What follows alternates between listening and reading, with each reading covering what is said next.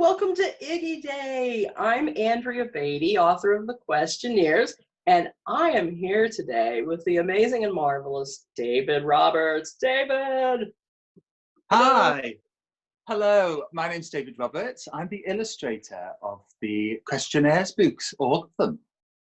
And we're going to talk today about the newest book in the series, which is this one, Iggy Peck and the Mysterious Mansion.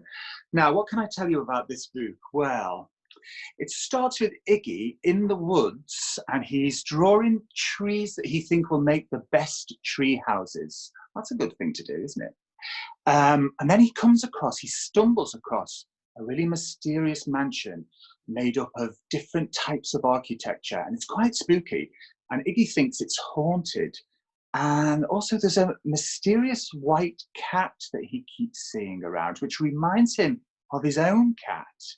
So yeah, it's a bit of a mystery, this one. It's got mischief in it. It's got mystery. It's even got ice cream. It's got everything you need. It does. It has all the things because there's an ancient guy who was called Herbert Sherbert, and he made marvelous ice cream, and he's a part of this mystery. I just want to say, David, you did such an amazing job illustrating this book. Thank you. It is beautiful. Thank you. It was You're very welcome. enjoyable. It was so much. I'm sorry. I do really love illustrating stories. They're fabulous stories to illustrate. Thank you. So I also want to tell you about the original Iggy Peck, because today is Iggy Day and we're celebrating all things Iggy Peck. Iggy Peck Architects, about the kid who builds from anything he finds. He even makes towers out of diapers, not even clean ones. Oh man, but it's a pretty awesome book. It's beautiful. And also we have a project book. It is Iggy Peck's big project book for amazing architects. So if you're into architecture, this would be a fun way to spend a lot of days, not just one day. There's much to do in that book. It's fantastic. So we are going to start off today's celebration by hearing from an expert librarian, a marvelous, marvelous woman named, ta-da, Tamiku Brown. And she is going to tell us some marvelous things and give us some reading recommendations. Hi, Tamiku. Hi, Andrea and David. It's so good to see you. I hope I got the hair right. I was going for the Mrs. Greer look from Iggy Peck Architect. I really enjoy this picture book. I love that it's all about teamwork at the end, but truly about being yourself and pursuing what your true interests are. I think Iggy Peck would make a great Ed White satellite. That's where I'm a librarian. Well, he loves engineering, and a lot of the kids at my school love it too. And we encourage kids to be themselves and pursue their dreams, just as I know all kids should do. So I highly recommend this book if you haven't checked it out already. If you're looking for another book about being yourself at all cost and discovering who you are and being comfortable with yourself, I highly recommend Rumble Buttercup, a story of bananas, belonging, and being yourself. This is a cute little book I got last year in New York City, and I love it. It's a great little chapter book for those kiddos who are 6 years old to 9 years of age.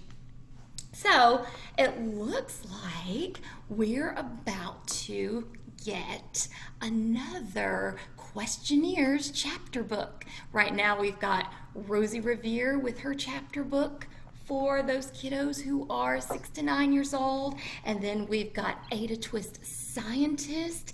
And so now coming out, we're going to have Iggy Peck Architect with his very own chapter book. I believe it's called The Mysterious Mansion.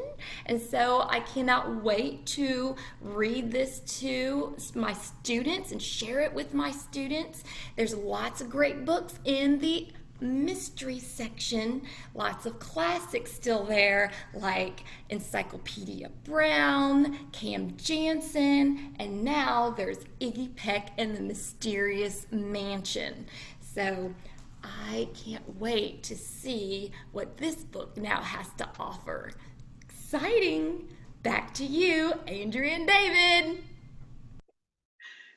Thank you, Tamika. Oh, that's awesome. Well, wait no longer, because here it is. This is Iggy Peck and the Mysterious Mansion, and I'm going to read you just a little bit of it. Those are great recommendations for books, by the way. And I have to say, as a kid growing up, I loved reading mystery books. David, were you a mystery fan when you were a kid? Yes, I think so. But I would have had those books read to me by my brother. I didn't do much reading, but I loved stories, so my brother read to me. Oh, that's awesome. Well, right. It's nice to have a brother who would do that. Okay, here we go. This is Iggy Peck and the Mysterious Mansion, written by me and illustrated by that guy, David Roberts. Chapter 1. Iggy Peck sat on a log and studied the giant oak towering above him. A chilly wind rattled the golden leaves and sent them tumbling one by one onto the forest floor. Iggy's cat, Brix, chased the leaves with a loud meow. Iggy did not notice. He was busy designing a treehouse. Iggy Peck was an architect, and he designed houses everywhere he went, even the forest. "This oak is perfect for a Victorian mansion," said Iggy.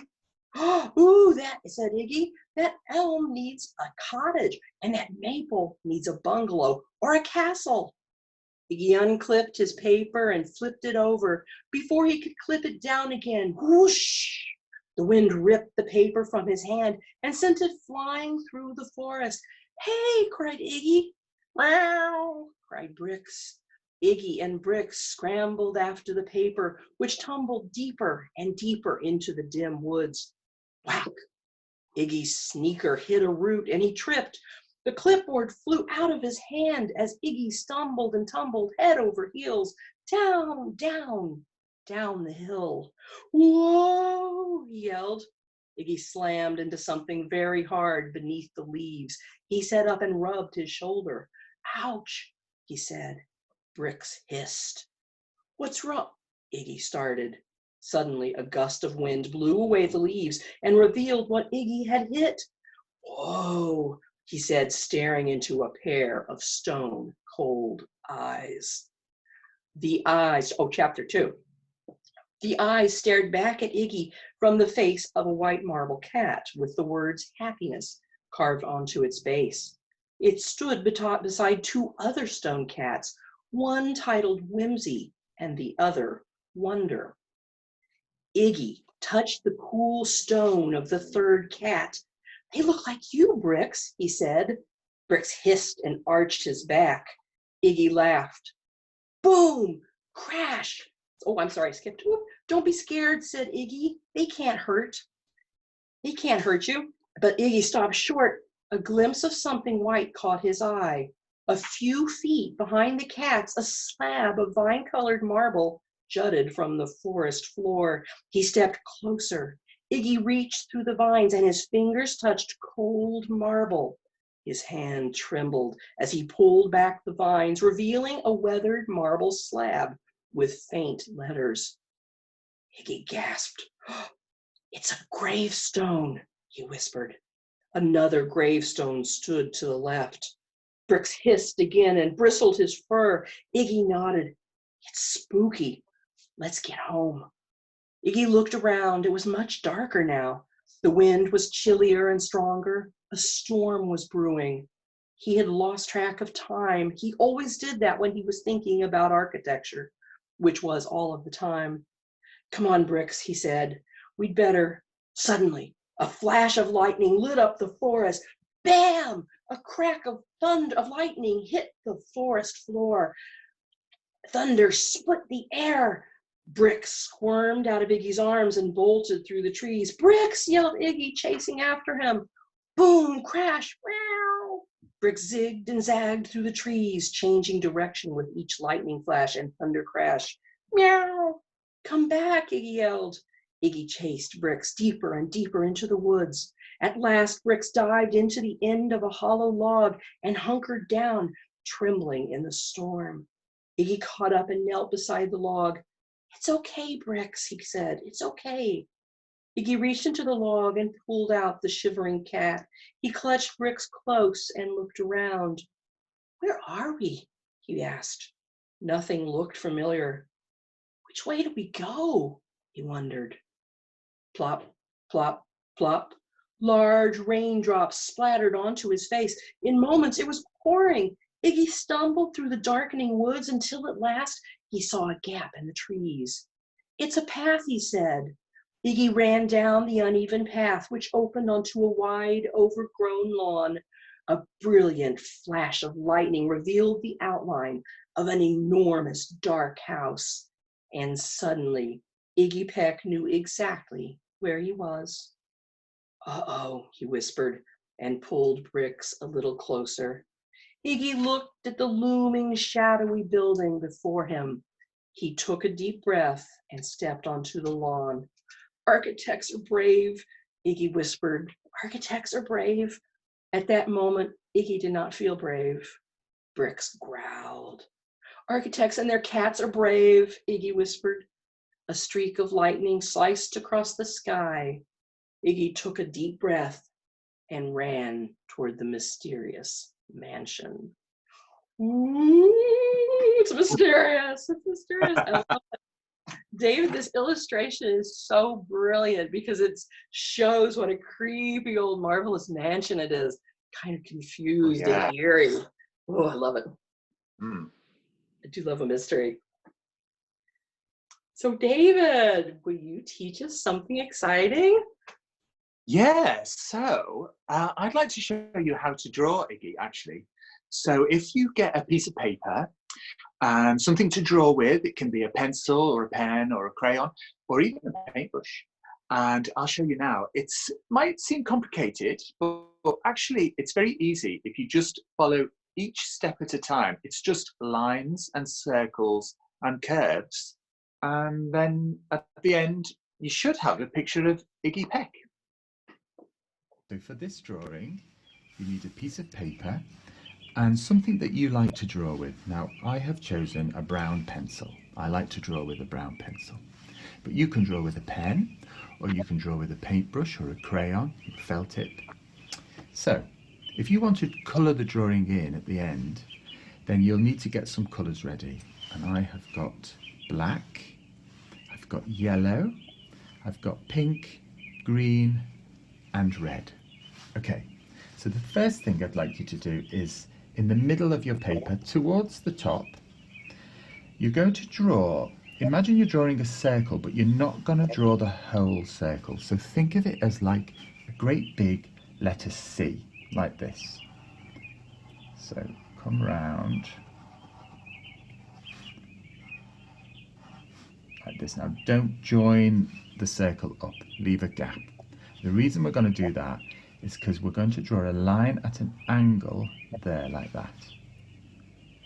And then underneath that line, I'd like you to draw a really small curved, it's like a letter C but backwards. If you imagine a backwards C, draw that shape. Now that's made Iggy's ear, so you can join that up to the rest of his head.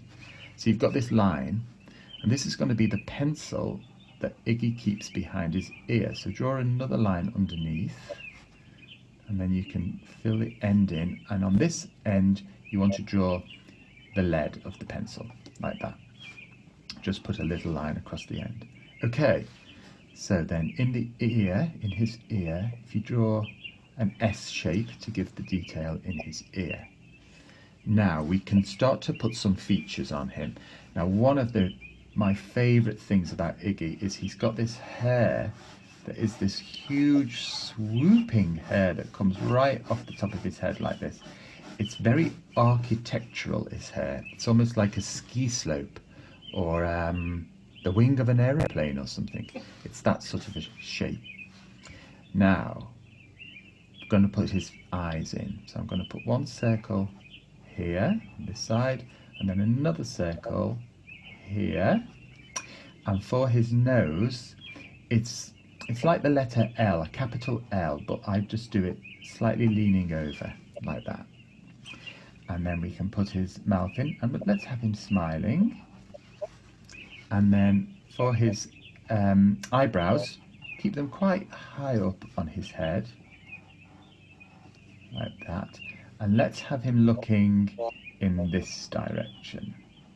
So put the pupil in his eye over to one side, like that. Okay, so now you've got Iggy's head and the pencil he keeps tucked behind his ear.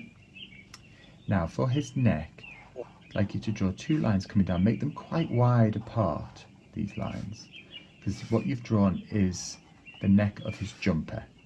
So you can put some lines coming down, like this. Then draw another line coming out at a slight angle, and the same on the other side, and join that up, and then put a little line across to make the edge of Iggy's jumper, the bottom edge of his jumper.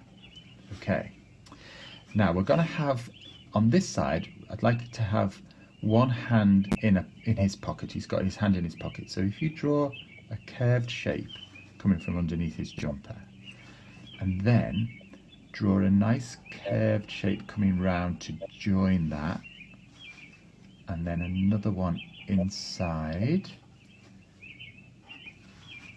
and put a line across the wrist and another line there to make the edge of his jumper. Okay, so now we can put in the rest of his trousers. So we can draw a line down like this, and then go across, then up, across, down, across just a little way, and then back up there. And then you can put a little curved line there to suggest a pocket on the other side. Now for his other arm, I'm going to have him, the arm coming out like this. He's going to be holding something. So draw a line underneath that to make his arm shape, and then a line across, another line across to create the edge, the cuff of his sleeve. Okay, so now you've got to imagine he's holding something and his hand is going to be like this. So all we're going to see is going to be something in his hand. All we're going to see is this finger. So if you draw a little shape curved up like that, and then in his hand draw a lovely big heart shape like this, because what he's got is an apple. Okay, he's holding an apple. Right, for his feet, if you just draw down two little lines to create his ankle, and then a U shape that's leaning over. Leaning over, okay. And then we put a little line across the end of those feet, and then you can draw another line inside the foot like that, and put a little circle in there to create the detail on his shoes.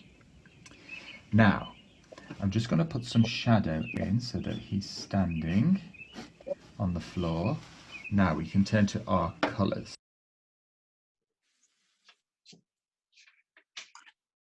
So, if you'd like to colour Iggy in, you can use whatever colours you like. There's absolutely no right or wrong way of doing it.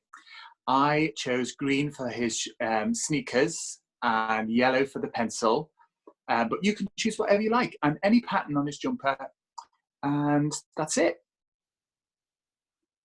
That is so cool. David, can I show you? I drew it, and there's a reason that you get to illustrate the books and not me, but that was fun. That's great. Well, he's a little lopsided. It was way easier than I thought, but you do it much better. So I'll stick to the writing. But that's cool. I love that. So, what's next? Let us think about, oh, I know, have you ever, obviously you've read a book, yes, and I'm sure sometimes you might even have read a picture, because you can read pictures like you can read books. But I didn't know that you could read a building. That's mysterious, isn't it? It is. Well, we have somebody who knows exactly how to read a building, and her name is Angela Esposito, and she's going to tell us how to do that right now. Hello, Angela. Hello. So here we are out on State Street looking up at the main branch of the Chicago Public Library, known as Harold Washington Library. Now, Harold Washington was a really important figure in Chicago's history because he was the first African-American mayor of the city of Chicago. Now, walking past this building, you might just think of it as a big, beautiful building sitting here on a city block. But the story that the building tells on the interior and exterior of this building really was designed and written as sort of a love letter to the city of Chicago. Now, let's take a closer look at some of the ways that we interpret buildings with a set of clues that I'm going to walk through with you right now. Now, we know if we can read the English language that if we go to any book on the bookshelf, pull it off, and open it up, we know that we start at the top left side of the page and we read left to right down the page. And we know that to be true because that's how we've been trained to read. And reading a building is the exact same thing if you know what clues you're looking for and if you've been trained to read the building. So I like to think of starting big and narrowing it down small, kind of like a funnel. And the first question I want to ask you as you look at the outside of this building is, what shape is it? What is the overall shape of this building? Now you might say it's a rectangle. And the next question I would ask you is it a rectangle that stands up tall, or is it kind of a rectangle that lays over on its side, meaning vertical or horizontal? And this particular rectangle is a horizontal rectangle. Now, what other shapes do you see on this building? If you stretch your neck and look all the way up to the top, you see a triangle shape. Does everybody see that? And the triangle shape on the top of the building is a really fun word. I'm going to teach it to you right now. It's called a pediment. A pediment. And anytime you see that triangle shape on the top of a building, it's called a pediment. And think of a pediment as sort of like a hat on top of the building, sort of capping the top or finishing the top part of the building. Now, are there any other shapes that you see on the building? Maybe these sort of rainbow shapes over the windows known as arches. We see a similar shape above the doors and windows on the ground floor, this sort of half circle or rainbow shape, arch shape. Now, if the building is rectangle, and the pediment on top is a triangle, what color is the building? It's kind of a reddish brown color, right? That's a really bold choice that the architect made.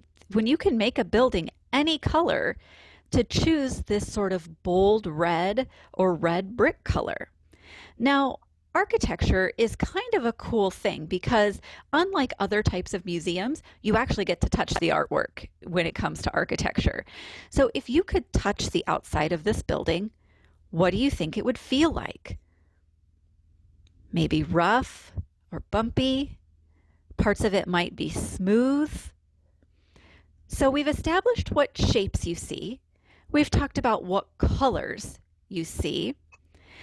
Now, is there any decoration on the outside of this building? Would you call this building plain or fancy? And why do you say that? So most of what I'm hearing is fancy. You see a lot of decoration on the outside. So if we draw our eye all the way up, we'll start at the top and sort of work our way down.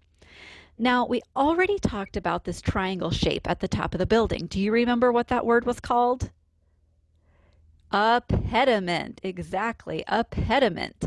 And you see this sort of decoration big decoration at the top of this building. Can anybody tell me what that looks like all the way up there? It's a bird, right? It's an owl. And can you tell what that owl is clutching in its talons? What is it holding on to? A book. So the owl, being a symbol of knowledge, holding on to a book, gives us some clues, gives us some visual clues as to what happens in this building, what this building's use is. So maybe if we're not from Chicago, maybe English isn't our first language, this building is giving away some clues as to what goes on inside. This is a library. And in fact, as I mentioned before, it's the main branch of the Chicago Public Library. That's cool. It is a beautiful building. That was so interesting. That was fascinating. Well, Yeah. it is. Did you get to go to that library when you came to town, to Chicago? I didn't, I don't think. No. It's really stunning, and inside it's just beautiful. So it's a real treat here. Oh, well, thanks. And thank you, Angela, for telling us how to read a building. I certainly think I'll be reading buildings from now on, seeing what details there are and what clues there are to what the history of the building is. That's fascinating. Yeah, it is. David, do you have a favorite building in the world? Oh, yes, I do. I love the National Theatre here in London. Oh, it's beautiful. concrete, and it's made of sort of like big blocks piled on top of each other. It's like almost like huge big boxes that are piled on top of each other. And it's got huge big windows overlooking the river, and lots of different corridors and rooms and things inside. I love it. That's cool. That is so cool. Do you have a favorite? I do. My favorite building in the whole world is the Chrysler Building. Just like Iggy Peck, that's his favorite building. It's my favorite building too. Yeah. I Wow. think it's beautiful. I love the Art Deco style, and it's just really elegant but sort of simple. Yeah. I love it. Yeah. Well, I think we've got some questions that people have sent to us to answer. So should we do some questions? Yes. Yes, Okay. please. Do I have one for you, or do you have one for me? Well, you've got one for me. Oh, I've got one for you. Green. So this question says, do you base your characters on real people? Well, you know what? Iggy Peck was based on my son when he was very young, because Oh, really? he loved to build things. So when I would cook dinner, he would build towers out of the cans of soup or the pots and pans of things. Yeah. So that's where Iggy came from. But then all of the other characters, Ada and Rosie and Sophia, they all come from your illustrations, because you created these beautiful kids who just have these full personalities. And so now it's a bit of a mystery hunt for me, that I go and I look for the clues that you've hidden in the art. And it's so much fun. I love it. And I try to figure out, who are they? Some of those are based on real people, actually. Really? Yes. Yeah. Can you tell who, or should you tell who? I don't know. Well, maybe I won't, just in case you write their story. I don't want to. Okay. That's a good plan. Yeah. That's cool. I have a question for you. Did you know that you always wanted to illustrate children's books? Oh, now that's a really interesting question, because when I was little and thinking about what I might like to do, no one tells, well, when I was little, it was a long, long, long time ago. Very, very long time. So nobody told me that there was a job that you could do where you draw the pictures in children's books. I didn't know that that job existed. And of course, I read books when I was little, but I didn't really in my mind imagine that who was doing it, if you know what I mean. Mm-hmm. So, I thought I might be a policeman or a farmer or something like that when I was older. But then I love fashion design. I love clothing. I love designing clothes. And so I went to college to study to be a fashion designer. But whilst I was there, I shared a house with two people, and both of those people were working as children's book illustrators. And I completely fell in love with what they were doing. And that was it. The seed was sowed in my mind. And from then on, I thought to myself, oh, I'd really, really like to do it. But you know, that was when I was 18, and it took me until I was 27 to have the courage to actually illustrate a children's book. Well, I'm glad you did. I'm glad you took that leap. Very pleased, because I think the world's a better place because you do what you do. It's true. Thank you. True. You're welcome. So this one's for both of us. If you could only read chapter books or picture books for the rest of your life, which would you choose? I know what I would say. Do you want to go first? Sure. I would choose picture books because it's like 2 books in one sometimes. So picture book is a very special kind of art form where you have a poetic text, so you could read that and enjoy it. But then also you have the illustrations which build on that story and explain that story and sometimes tell even more stories. And one of the things you do I love so much is that you tuck little tiny secret stories into your illustrations. So I feel like if I was on a desert island and I could only take a book with me and it was a picture book, I could get a lot more enjoyment for a longer time. Although that would be a better case to take a book about building boats. But in this case, yes. Otherwise, yes. I'd be. I tend to agree with you there. I think if I had to choose, it would be picture books that I would choose, because for that very same reason, that you can continue the story on in your own imagination through those pictures, and the pictures will always tell you a bit more of the story than the words are telling you. So, you know, once you've read those words and you've got that lovely, wonderful imagination of the author in your mind, then the pictures will take you a little bit further. So I think I'd choose picture book too. Yeah, the other thing I love about picture books is that it really is a sort of magical and unique thing where the very best picture books, the magic happens where the art and the words meet. Neither one takes you completely to tell the whole story, but together they sort of snap in there, and that's beautiful and magical. Yeah, it's wonderful. Okay, next question. Andrea, so did you want to be an architect, a scientist, an engineer, or an activist when you were growing up, or all of them even? I wanted to be a race car driver. Did you? I did. You know what? When I was a kid, there was a very famous race car driver named Mario Andretti. And my name is Mary Andrea. So people started calling me Mario Andretti. So I thought, well, okay, I'll just grow up to be a race car driver, but I didn't know how to drive and I didn't have a car. So that made it kind of hard. You know, I wanted to be a million things. I wanted to be an astronaut and a farmer and an interpreter at the United Nations and a million things. Pretty much though, whatever I was reading in a book became the thing I wanted to be. But when I got to be in high school, I did start learning more and more about science, and I fell in love with science. So I studied biology in college and computer science. So I really did come out and do some STEM things and became a scientist. And really I've always loved activism, but that's for me a fairly recent thing.